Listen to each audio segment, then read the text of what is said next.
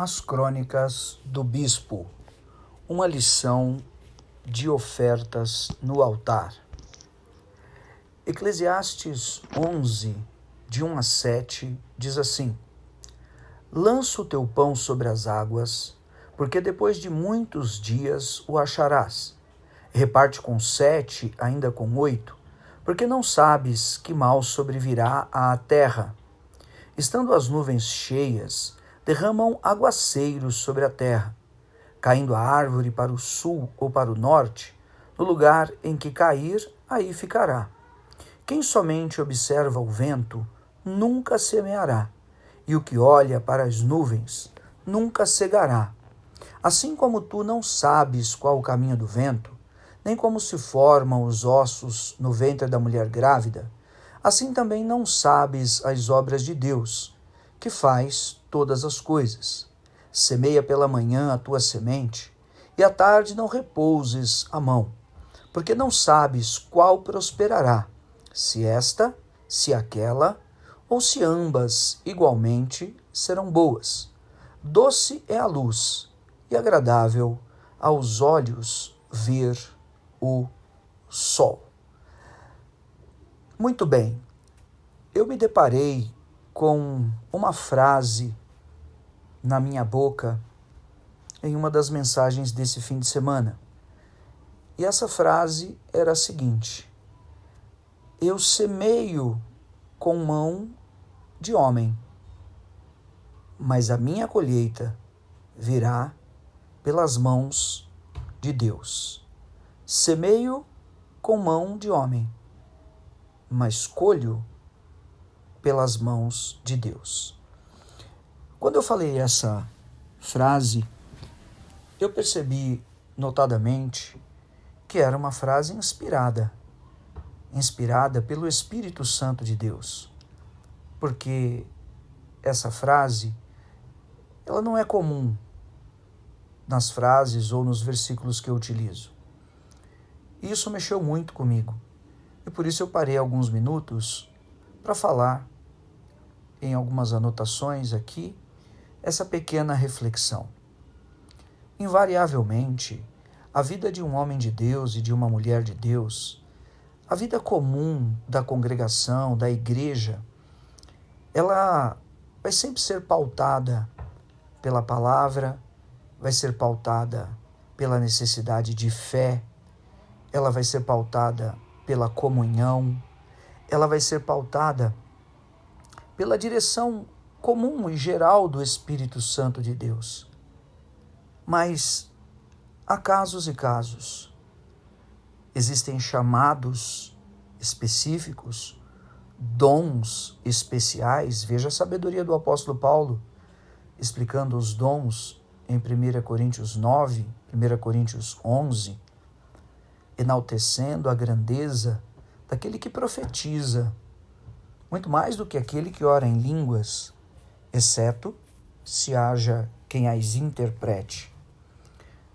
De modo que existem dons, chamados, momentos específicos para a vida daqueles que são marcados e separados mesmo para a obra. Veja Atos 15, como são abençoados, ungidos, separados pelo Espírito de Deus e depois enviados, Paulo e Silas, não é? Foram separados pelo Espírito de Deus para a obra que o Senhor tinha proposto. Instrumentos escolhidos de Deus.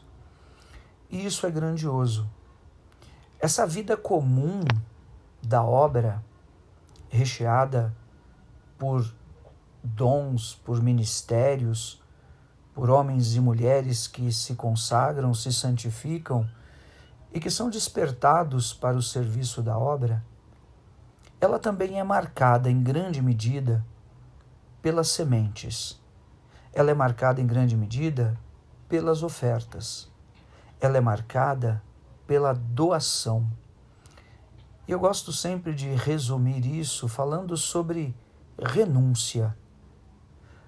As nossas renúncias, elas enaltecem, glorificam o nome do Senhor, Porque quando um homem de Deus renuncia por algo de seu prazer, de seu tempo, de seu gosto pessoal, pelo Senhor, ou para o Evangelho, ou para a obra, enfim, há uma alegria e um regozijo grandioso no seio do Pai. É como se Deus, fazendo uma alusão bem distante, olhasse para Jesus e dissesse: está vendo? Está vendo lá? Olha aquele ali, olha aquela lá, olha essa obra, olha aquela. Veja o que eles estão fazendo, veja o que eles estão dispostos, veja o que eles são capazes, veja como eles entenderam, sabe? É como se fosse um regozijo retido, uma alegria reprimida por tantos nãos, por tantas evasivas que os céus recebem e receberam de tanta gente.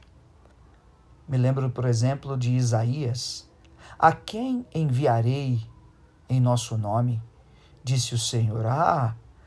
Isaías não pensou duas vezes, disse: Senhor, envia-me a mim. E assim são as nossas escolhas pela fé. Assim são as nossas entregas nos caminhos do Senhor.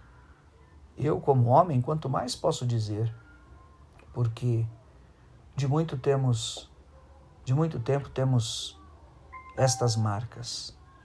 Fosse para o mundo cair em nossa cabeça quando chegamos, deixando tudo que poderíamos ter, tudo que tínhamos e tudo que poderíamos vir a ter, e quantas outras renúncias maiores para constituições.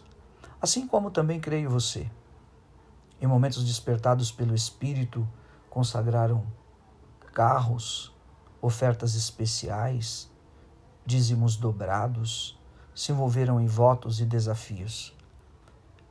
Mas eu quero te dizer, em nome de Jesus, há uma resposta que vem dos céus. Há uma resposta sobre o caminho do semeador. Há uma resposta porque os céus se movem e se derramam com as comportas abertas sobre aquele que realmente é marcado na presença do Senhor e tem talvez as mãos vazias naquele dia, mas tem o coração cheio, cheio da fé, da esperança e do amor, como ensina o apóstolo Paulo. E esse texto de Eclesiastes 11 retrata bem essa verdade que está dentro do nosso coração para hoje. Talvez o que Jesus viria a enfatizar ainda mais em Lucas 6,38, não é? Dê e dar-se-vos-á. Boa medida, recalcada, sacudida, generosamente, transbordante, né? Generosamente será dada. Semeia pela manhã, Eclesiastes 6,6. A tua semente. Não repouse a tua mão. Você não sabe qual prosperará ou se ambas prosperarão. Mas, de fato, há uma grande semeadura diante do altar da Igreja Apostólica. E o meu desejo, para não estender mais e concluir, é que esse sentimento e essa porção, por servir, por doar-se, por renúncia, essa sede e fome, e por entregar recursos, porções, se renove no teu coração e no teu espírito. E nada, nenhum demônio, nenhuma soberba, nenhuma incredulidade possa interferir em um dom, o dom que Deus te deu, como mantenedor da sua obra, como aquele que com sua semente de tempo é guarda da casa de Deus, é guardador da casa de Deus e ocupa os espaços, nada te roube. E se me permite, a conclusão com essa frase, e creio mesmo, inspirada da boca do Espírito de Deus nesse fim de semana.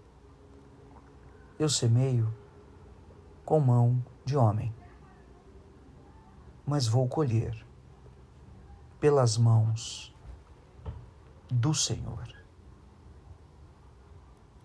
Fica com Deus. Obrigado, Jesus.